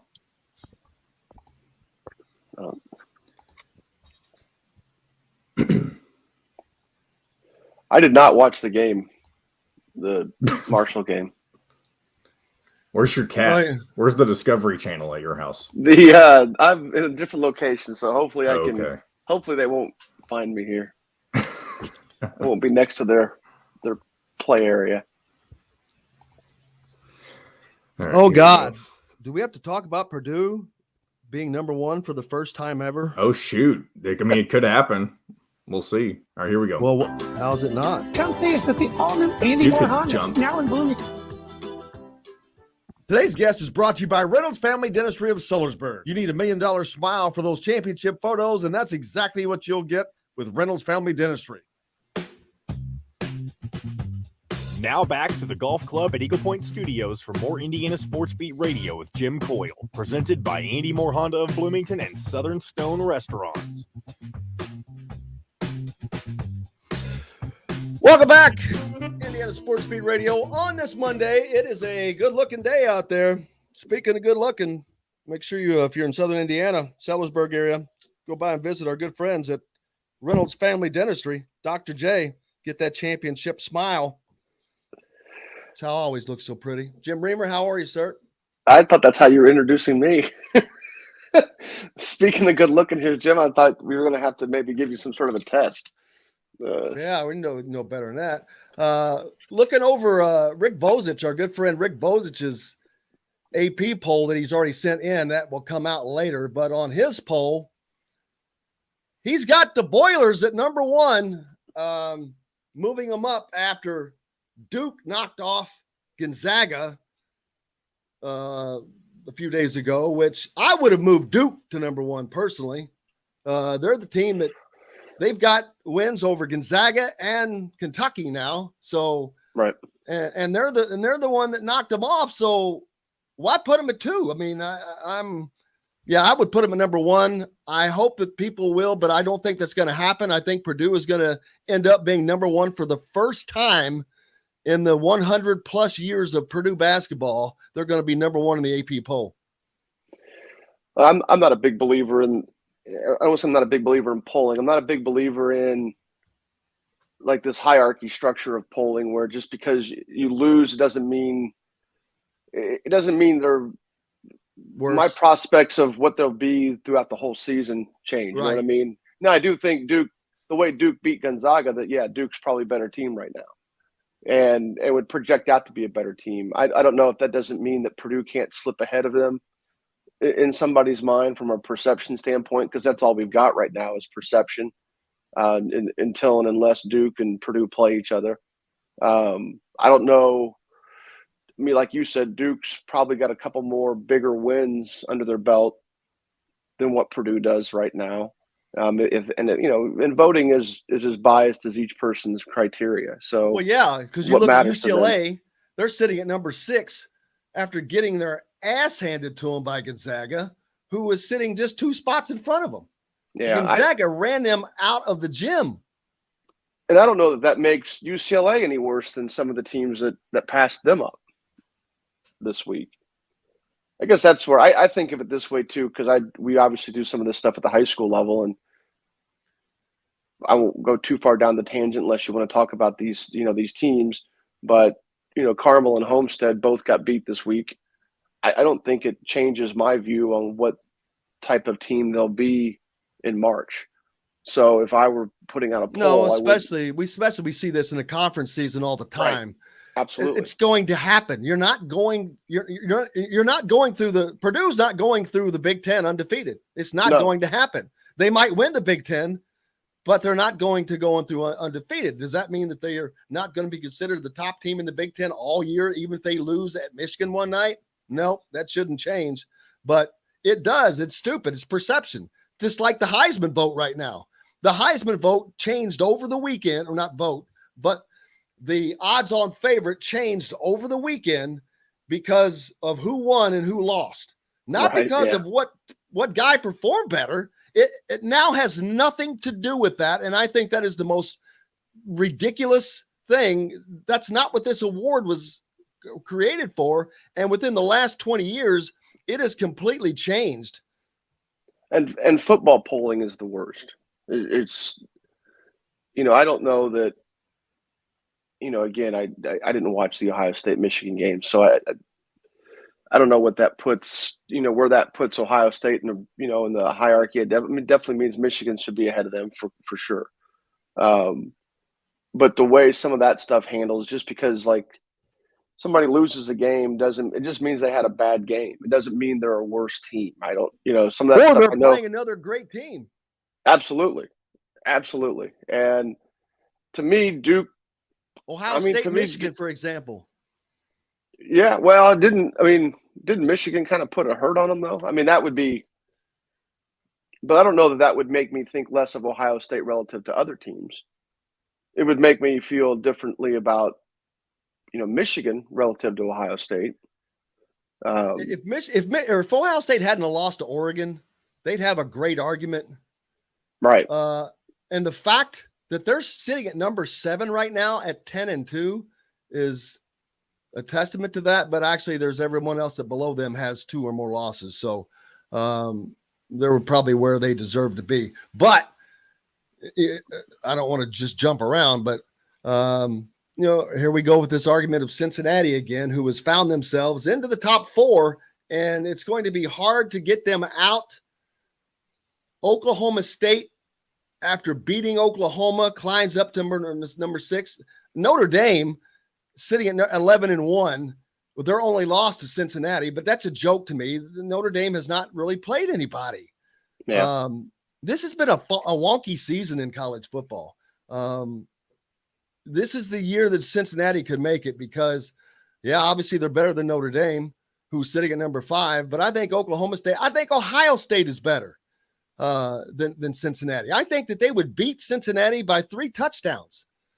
I would think that at least the way it's situated now with 4 teams playing, you should have to win your conference to be eligible for this thing. That's my opinion. It's considered a rite of passage. I know that's not how they handle it. So clearly the powers that be don't agree with it. But that's how I would view it. Now, that doesn't mean the team like Notre Dame can't slip through because they're obviously at football, they're an independent. But I would think that you just got to take care of business. I don't worry about the loss to Oregon from Ohio State's perspective. That's so early in the year. They're not even the same team they were that early in the season. But to me, part of that criteria should be you win your conference. That's the way it used to be for college basketball too. And I don't know that while it was exclusionary on a field how big was the field back then, Jim? You're a little bit older than me. I don't ever remember the field being smaller than 48. So that's kind of where I age in. The basketball field? Yeah. Oh, it was much smaller. 36 before that. And then back in the day, hell, it was it may have started at 8 teams or 16 at the most, but it was small. Well, yeah, I think it was. And it was definitely, of course, that was back when the NIT too was the bigger event. So yes. No, I just meant like from my perspective as a sports fan, I don't remember it ever being smaller than 48. But I also know that there were times when you had to win your conference to get in it that predate my awareness level, especially college basketball. So, well, then you've got a Big Ten that could have a Big Ten champion that absolutely has no shot to go to the college football playoffs. If Iowa was to knock off Michigan at the championship game, they have no chance. They're ranked 16th at 10-2. They moonwalked backwards into the Big Ten championship because Minnesota upset Wisconsin. Iowa is the worst 10-2 team looking on the field that I have seen in a while. They have been eking out wins. Winning is the important thing, but they have been eking out wins against lesser teams, and to back into the Big Ten championship, kind of, I guess, appropriate, but that West is really weak. Of course, when they smashed Indiana and they moved up to number 3, we all thought they were really good, right? That was a big boost for them because everybody thought Indiana was so good, and that made Iowa look much better than they actually were. Offensively, they were not good at all. It just turns out that's how bad Indiana was this year. So, yeah. So we'll see the moral of that. That comes out. It's going to be interesting. Oklahoma State, I think, is the only team that can jump. Now, wait a minute. You've got an Alabama team that they're going to have to play Georgia, right? Right. So now, all right. If Alabama loses, they're out because they're 11-1. They've already lost. They went to 4 overtimes this weekend. They already have a loss. Georgia at 12-0. If they were to lose to Alabama, they're still getting in. And so Alabama would be in. If so it's then close. You'd have 2 SEC teams. If Michigan were to lose to Iowa, they would get kicked. Oklahoma State would need to win to get in. And so then you'd have all kinds of craziness. So there's just a lot of scenarios that can still happen. Well, I think that would make it more entertaining, though, too. You put a trigger on it to where you have – so what, there's a Power 5 team – there's Power 5 programs, conferences in college football. You have to, for me, you'd have to win your conference to get in. If you don't take care of business, you don't get in. If you can't take care of business during your conference season, then maybe you're not as good as you think you are. I mean, we can use the word upset, right? We could talk about that word. And what it means is you just didn't take care of business that specific week. Now, if that impacts your ability to play in a championship game, like other than the actual rivalry itself, there's no shame in Ohio State. If they were to get nipped by Michigan, obviously they would hate that just from a rivalry standpoint, but there's no shame in that other than the fact that it's 2 things. 1, they're in the same division in the Big Ten, and 2, it happens to be the last regular season game of the year. And all these voters, or most of these voters are have short, memory span. They forget the fact that Ohio State's had a good year. So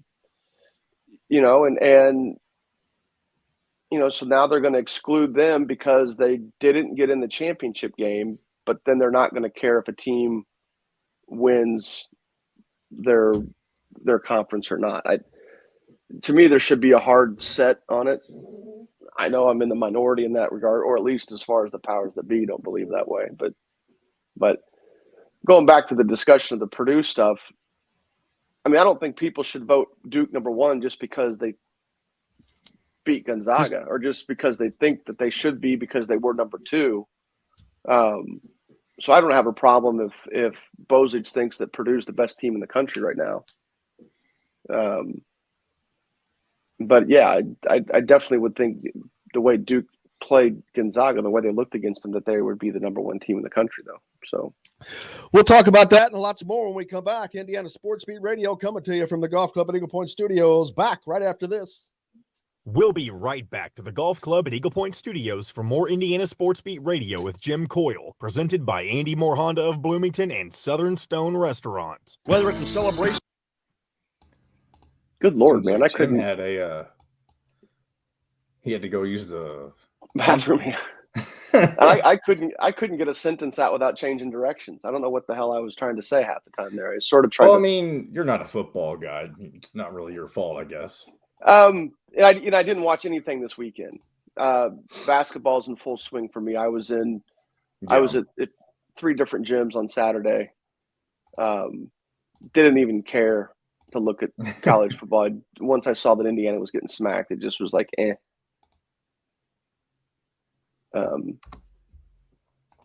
I got a couple of Michigan fans in my life, so I knew that Michigan took care of Ohio State rather handily.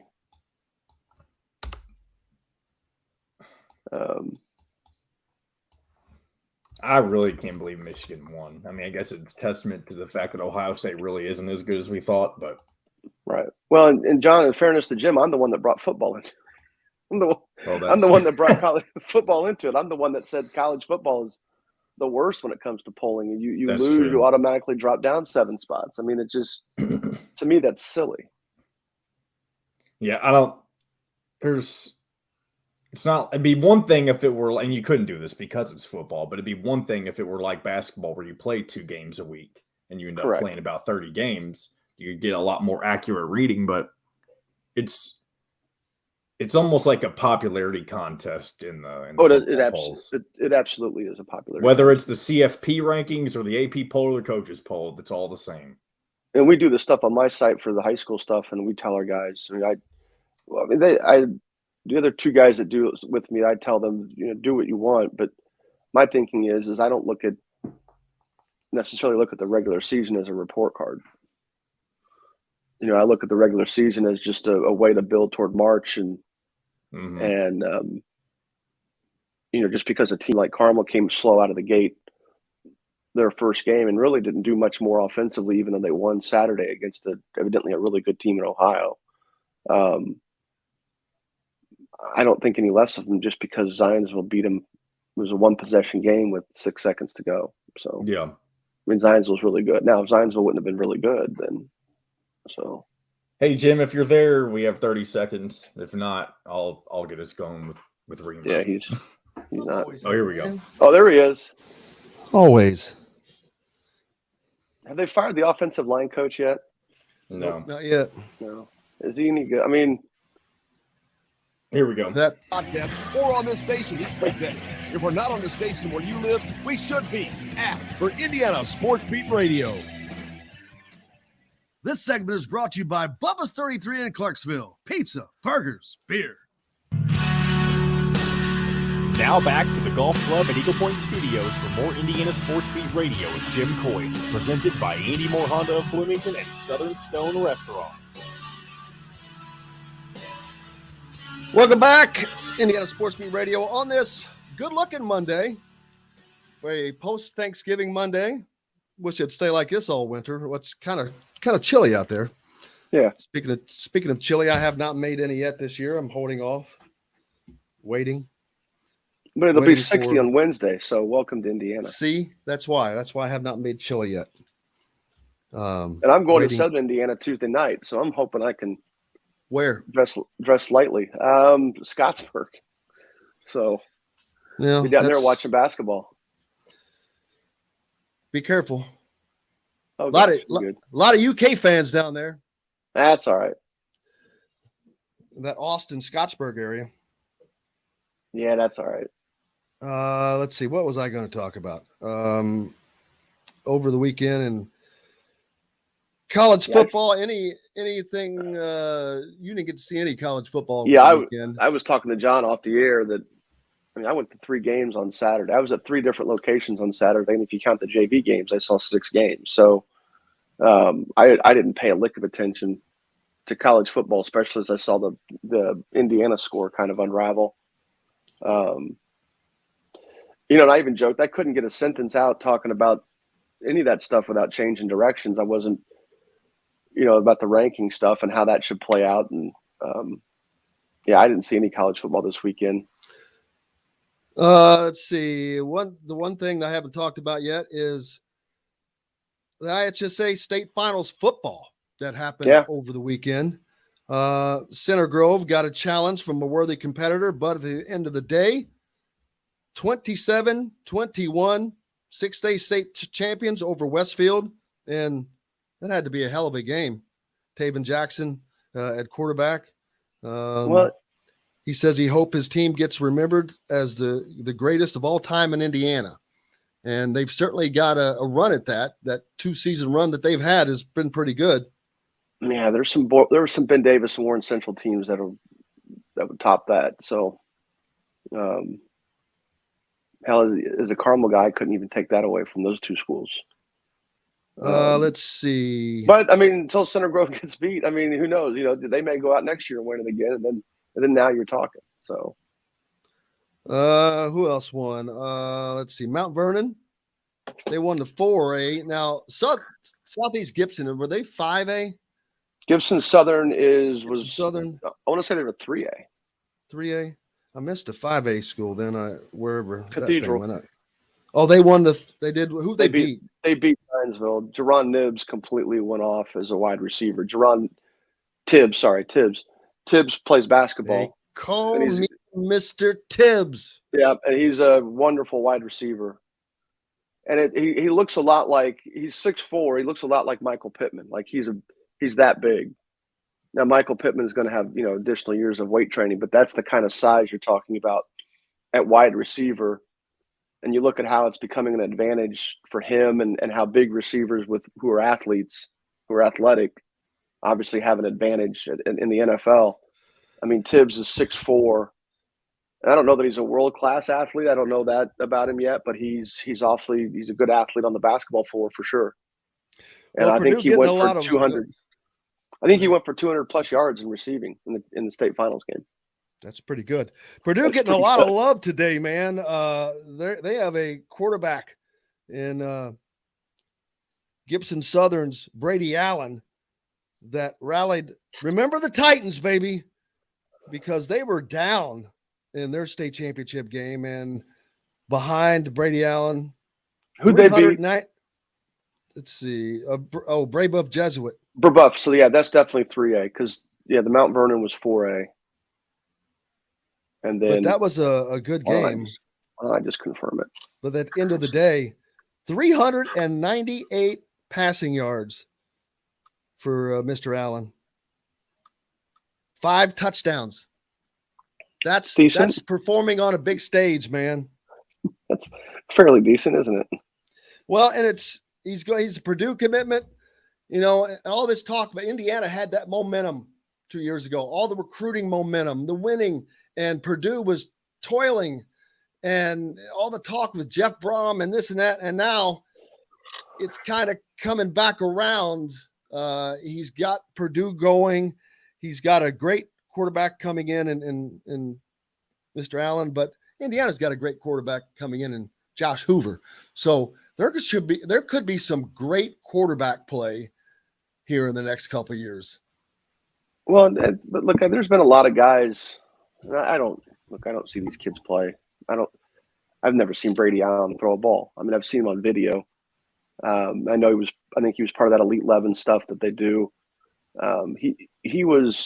There's been a lot of guys like that have come through Indiana and just have not done much at the collegiate level. Now, a lot of them have gone to bigger places like, Michigan, Ohio State, LSU. They've spurned Indiana and Purdue for higher profile programs. So maybe that's where it becomes different. These guys end up going someplace where they can get a chance maybe to play when they're younger. I don't even know to that degree how good he is. But there's just been a lot of guys like that. And I'm thinking of the ones that have come through, Central Indiana that just either didn't get an opportunity to do much at the collegiate level or were over their head maybe a little bit. And you just never heard from them again when they probably could have gone to Indiana and Purdue and had a chance to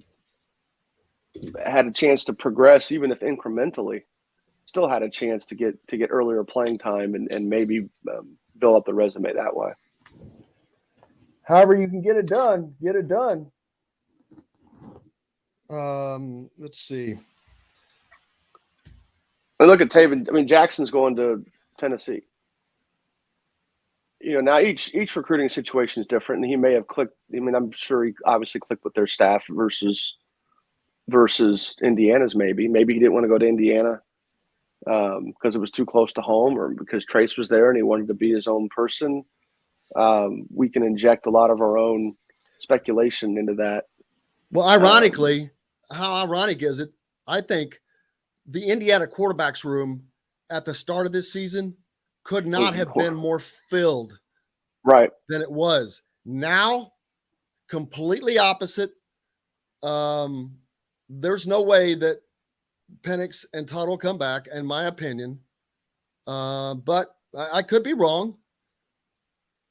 You've just got they're going to have 6 guys. As of right now, they'd have 6 guys in the quarterback's room. Yeah. And that's not even including walk-on. Well, that does include one walk-on with Grant Gremmel, but that doesn't include anybody else. That's just, Penix and Tuttle and McCullough and Josh Hoover coming in, Dexter Williams. Don't you think all those guys, all those teams are in the same boat, though? There's got to be someplace. What was it? Ohio State? They had Burrow and Who else transferred out that's really good now that didn't do it at Ohio State? I mean, Burrow was at Ohio State, went to LSU and thrived. And that's one great program for another. I don't know. I think a lot of those, I think most of those schools probably have that at that level. I would just think there's more playing time opportunity. I don't know. I don't know much. I don't know much about their talent. I just know that I don't ever hear from them again. Whenever they go to higher profile programs. Well, that's the case. That's a risk that you run, I guess. But yeah, that's going to be interesting to see what happens with Indiana's quarterbacks room as filled as it could be with a new OC coming in, probably going to be a quarterbacks coach. It's just, I'm looking forward to seeing what happens with that. I mean, the two exceptions would be Cutler and Grossman, right? Exceptions of what? To the quarterback stuff from kids from Indiana high schools go on and make a name in college. Yeah, but they didn't ever come to school here. No, I meant those are the two exceptions of the guys that went elsewhere. Yeah. They went to higher profile programs. You had Gunnar Kiel, but he never really, his deal never, he faded, man. It was like I don't know what it was. If all the school changing and offense, all the changes he made, but it did not work out for him. I don't think, well, look, that's the deal where he never was successful against. Now, some of this you could attribute to maybe offensive line play, but there were a couple high school games because I did see him play where he looked shell shocked at the high school level, and I remember watching Jeff George play at Warren Central. Yeah, me too. I was actually at that game, and those guys, he never looked bothered by anything. I mean, he looked like a college player already. He absolutely did. He looked like a college player. I've talked to him since because I think he lives in Carmel. He was understandably confident. You can even call him borderline arrogant, maybe in high school, at least on the football field. And you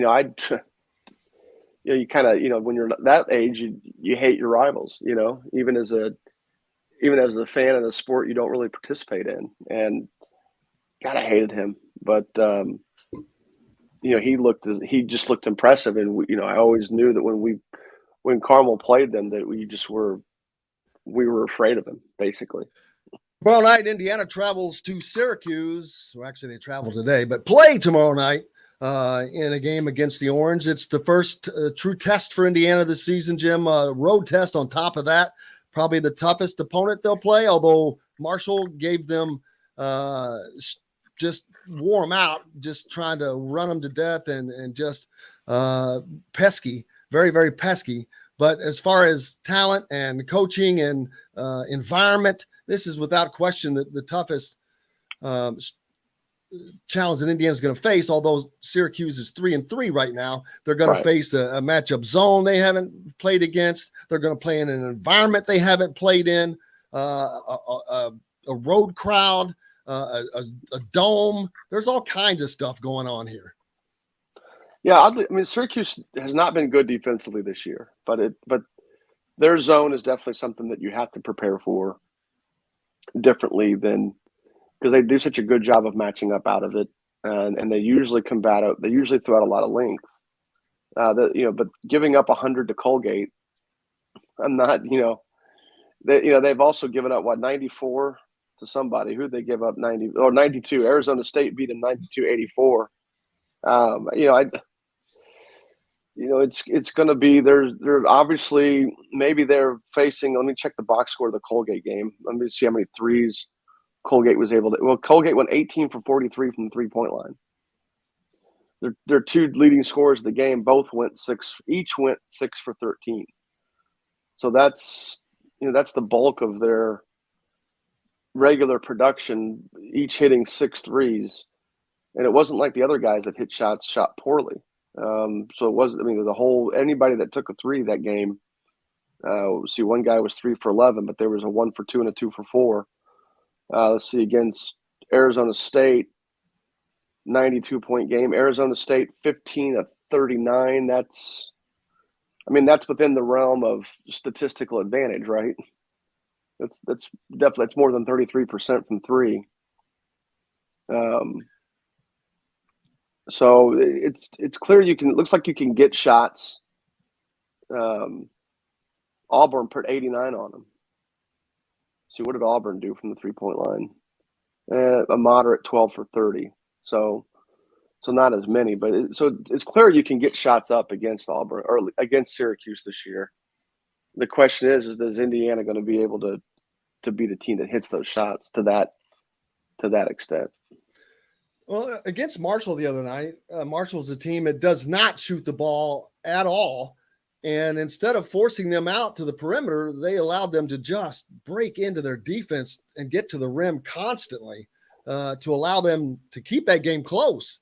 Because you had Trace Jackson Davis and Xavier Johnson, who was beating them by themselves, basically. But they kept allowing. Why was it just the athletic ability and the quickness? But why was Marshall able to continue to get to the rim against the Indiana defense? I think they're just willing they're willing to play fast. And when you play fast and you start to wear a team out, and you get easy opportunities in transition and you never take a break, you never give the other team a chance to breathe, you can steal some baskets that way. And you can, definitely get to the point where you're able to get where you want to get. I mean, Marshall, I've watched them practice the last couple of years. The year before we had COVID, I was out there watching them practice. Their entire practices is the personification of how Knight used to feel about conditioning. He didn't feel like he ever had to run in practice because their practices were so fast and so hard that was the conditioning enough. And Marshall's practices are at a breakneck pace. Once they get through a lot of their pre-practice stuff, which is a lot of shooting drills and some one-on-one defensive stuff, everything is up and down.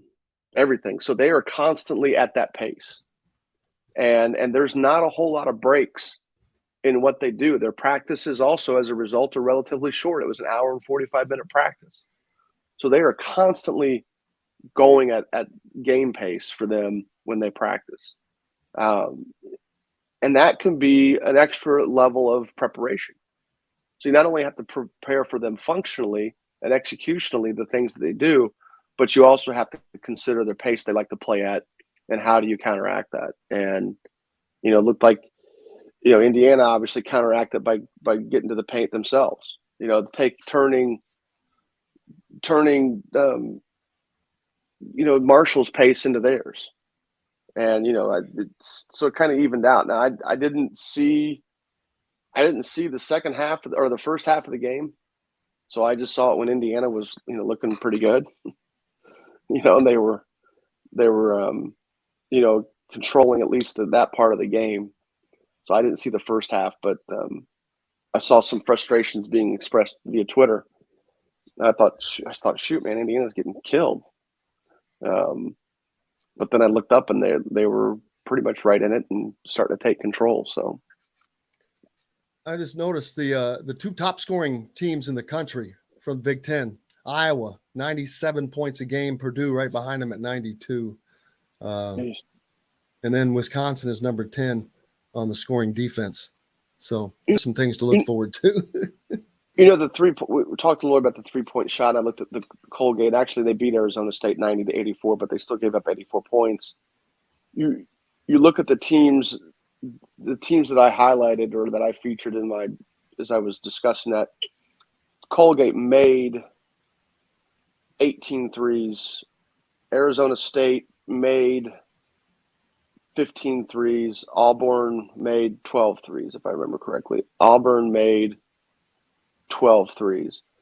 In Indiana's win against Marshall, a lot of possessions, ton of possessions, only took 15 threes. So the teams that have given Syracuse fits have been the teams that have taken a high volume three-point attempts. And Indiana right now is not that team. That doesn't mean, you don't just mail it in and just assume that Indiana's not going to give them trouble, but those are the teams that have been successful, at least offensively, against Syracuse. Now, Arizona State clearly couldn't guard them, but what does Indiana need to do in this Syracuse game? I think they need to do what they've been doing. You've got to run the offense through Trace Jackson-Davis, but they also have to get a little more involvement from the perimeter, although Xavier Johnson has done a good job of kind of mixing off the ball stuff, but the outside shooting, they just need a little bit more of that, whether that comes from Parker Stewart or with Miller Kopp, Tamar Bates, whomever. Just a little bit more of that. Well, I hope they ball screen the top of the zone. I hope they put Syracuse in a position where they have to bring two guys to one as much as possible. I know the last time Indiana faced Syracuse, there wasn't a whole lot of ball screen action up top. That was obviously a very, very good Indiana team. I'd like to see them attack and try to get paint touches that way. I don't think they're going to be able to just post or even necessarily go high-low against Syracuse, because I think their zone their zone works to counteract that. It's in place in part to eliminate post touches and also to contest shots with length. But I would like to see them attack the top of the zone with some ball screen action, and that constantly makes Trace and Race, especially those two guys, in a position where they're not stationary. They're definitely moving around and being a lot harder to guard, because you make somebody have to rotate now to stop the ball, and that puts pressure on the rest of the defense. And the more times you make them rotate and move, the bigger the gaps are in a zone, again, in any defense, really. Well, we'll look forward to it. That game coming up tomorrow. Looking forward to getting ready for that, as it is college basketball time. Jim Reamer, cannot thank you enough, brother. As always, thank you. Hope you have a good rest of your day and the rest of your week. And everybody else, I thank you. I hope you have a great rest of your day. Make sure you go to thehoosier.com. They've got a special right now, Black Friday, that goes on through the week, though. That $20 for the entire year, that's $168 a month at thehoosier.com. Complete coverage of Indiana Hoosiers recruiting and all that. Hey, thanks to John, the producer. Most importantly, thanks to you guys. Without you, we've got no reason to be here. Until tomorrow, Kevin Brockway joins me, Chronic Hoosier, and Mike DeCourcy. Until then, I'm Jim Coyle. I will see you on the radio.